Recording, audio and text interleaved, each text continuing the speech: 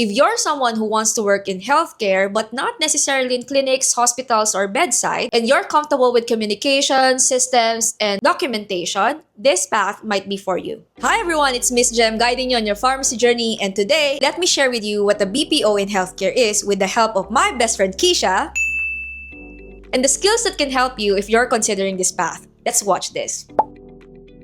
I'm a service delivery head, kind of serves like a manager. Overall, I oversee operations. I pretty much look at all of the services that I carry for the department, and then I make sure that we deliver, hence service delivery head. I deliver according to timelines, and I deliver the task according to timelines. I'll probably tell you that it's a little adjacent to healthcare. It's a bit of RCM or revenue cycle management, wherein we get to handle the billing side of things, and it is also the upfront healthcare. The task that we pretty much do is we deal with people, but at the same time, we also take care of the billing side of things so that the financials would continue like rolling.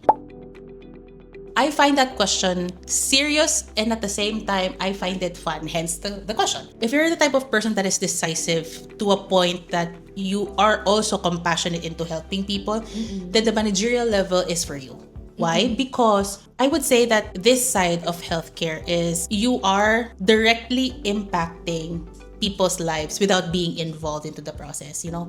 The upfront healthcare kasi, like our nurses, our pharmacists, and all of that, right? They get to be with people and they get to interact with people. Hence, they see all of the smiles and all of the helpfulness and all of that, right? So nag-interact din yung company nyo or nag-interact Yes. din yung mga employees nyo sa patient? Oo. Okay. Kasi with us, we also do like ground evacuations, and we also do like ground transportation or air ambulance. So there are few people that I work with that are nurses, doctors, pharmacists, occupational therapists, like name it, meron talaga silang title, that is doing the 9 to 5 job and office work talaga.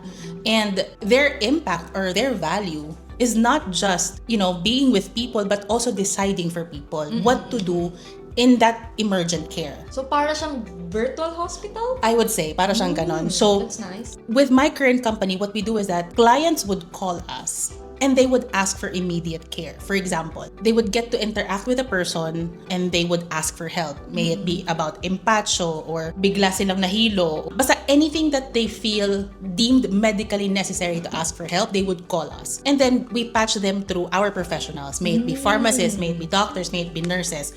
Name it, we patch them with them. And then our professionals will then give that medical advice. What to take, where to buy, what medicines to take, and how long do they have to wait before they can even reach a hospital. So we take care of that as well within that day. The medical field is so precise to a point that if it's not possible, it's not possible. On the managerial sense, we add the human touch. So we look at, okay, kaya ba natin gawin to? Magdadagdag pa ba tayo ng mga tao? Pwede ba natin silang lagyan ng compassionate touch or what have you? Anything extra that we think would make the life of the person easier, we do on the managerial sense. We're not here to make quick buck. We're here to help people, right? So if you want that type of impact or value with people, then the managerial sense is for you. You get to be involved into people's lives without being directly part of the process. Ganon. I see. It makes it fun kasi nothing is repetitive. If ikaw yung tipong tao na spontaneous like me, doesn't like repetitive job, every case is different. Hence, you get to add value on each cases that you do. So tama yung role, service delivery. Yes, you deliver you're the service. In any healthcare company, I think it's the stereotype here in the Philippines, no? For the benefit of everybody, no? It's a stereotype na kapag BPO and it is healthcare, they immediately think, nurses lang yun. No. Oh, okay. It's not always the case. Although it does leave a bad taste to people na parang bakit nga naman, kumbaga hindi na justify yung term na healthcare, bakit kailangan hindi healthcare professionals yun nandun. No, it doesn't serve the purpose eh. Kasi if we look at the idea of BPO, it's a business processing outsourcing unit, no? So we take care of the business, so it processes and outsources. So whatever type of requirements it needs to serve people, then they give. For example, if they request for customer service representative, they just need people who knows how to do customer service, no? So in our field, it's a mix of healthcare professionals and non-healthcare professionals as well. We can go as far as new graduates, no? Could be a nurse, could not be a nurse, either way, for as long as they are the type of person who's gritty enough to understand our field and to be able to help people compassionately, then they could. They could be part of that field. Wow, thank you for clarifying kung ano yung BPO, no? It's a stereotype kasi. stereotype- Ang hirap baguhin ng mindset ng tao into the field. But again, I often say this and I'll say this as bold as possible. If you haven't been in the field, you don't have the say about the field. Who's to say what is qualified and what's not, right? Sometimes people who are part of the field already knows how to do the stuff, but sometimes those people who are not part of the field but is passionate to know about the field, they get to learn more. So they get to ask more of those from the professionals that are part of the field. So may sharing of knowledge then, which makes the entire world juvenile. Wow! Yeah. Sorry, halalim nun! I think communication is one of the Yeah, things. that's very true. Another is, I would say, the understanding of just merely understanding. It doesn't need to be like in-depth understanding of the healthcare field. In my past life, before my current company, the people that has to be involved in that company needs to understand two things: the cycle of healthcare and the billing side of healthcare. Kasi RCM is a combination of both. Meron kaming claims inspections doon, meron kaming collections doon, meron kami doon accounting doon, right? So they have to understand the balance of things for that. And now on our field naman, on my current company, they have to understand two things: how the emergency system goes and how compassionate they have to be with people. It's a combination of both understanding of healthcare and the understanding of customer service combined. Patient care and corporate combined. Kasi kakausapin nila yung tao The usual type of people that we get to interact with, they are in the state of panic. Kasi syempre, in front of you, they might be like dying and they need 911, right? But you have to be composed. You have to know how to give out customer service that they need. At the same time, they have to be assisted. In the Venn diagram, yung gitna, dapat nandun ka sa sweet spot of customer service and then assisting emergent care people.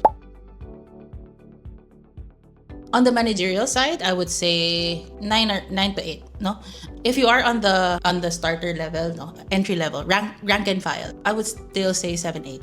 Okay. Interesting. Interesting take. I would gauge it with how people stay there. Oo. Tsaka So- kasama na din yung growth, yung for promotion, Right. yung pataas ng pataas yung The people ladder.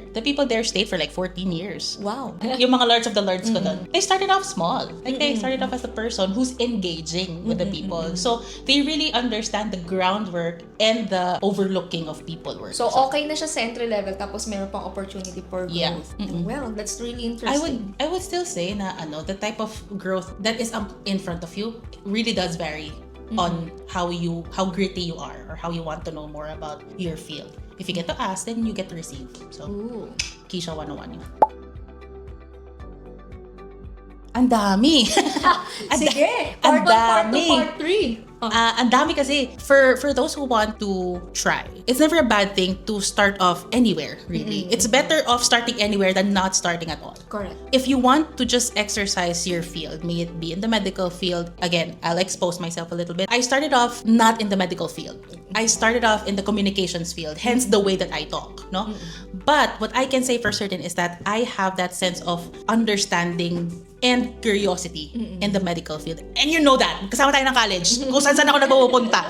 And I'm really curious to know more about the medical field. So, I fell in love with healthcare and I never left healthcare. If you want to try, exercising your profession, but not being, I would say, too toxic to the point na kailangan mong gawin yung dapat mong gawin talaga. Just as an entry level lang, just to see what's out there. Go try it out. Submit resumes as much as possible. And if you're bold enough, do the Armalite effect. I call it the Armalite effect.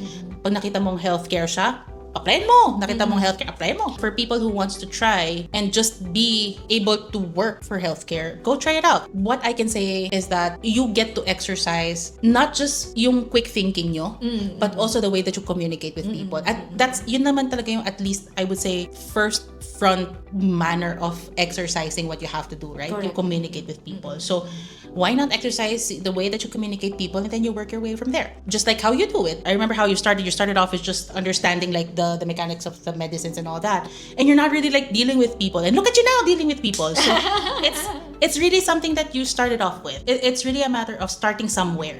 Get to start, be curious, and work your way up. Doesn't matter where, just create a foundation. That's it. That's true. So, kung interested kayo, apply na kayo sa company nila. Kailangan ko tao eh. Kaya mga 10 pa eh. Mga 10 pa. Ganun eh. Ayun. So, comment lang kayo if you're interested. And that is my interview with my best friend, Keisha. And if you want to be in the healthcare industry, not in bedside, not in sales, not in dispensing, not inside the traditional hospital setting, yet still meaningful, still impactful, still valuable, still in healthcare, the BPO in healthcare might be for you. Follow for more guidance in your career journey.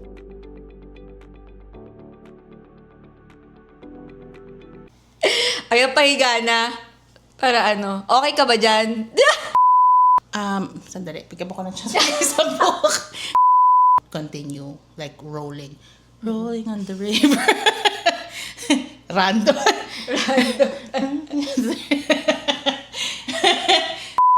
Face it, may ADHD tayong dalawa. Amen? Amen. Or yung tipong gusto mo ng araw-araw nag-iisip kasi bored ka sa buhay, no? Kasi kailangan mo ng panibagong task araw-araw. Dahil ko pa si Big Brother kung makapagbigay ng task araw-araw. Ang gulo-gulo pa rin ng buhok ko. Hindi ko na naayos, gayon ako ng ganyan. I like it. It's Gusto ko yan, natapos tayo. 18 minutes kasama na lahat ng biruan. To also build that impactful, help with other people. Amen? Amen. Yan.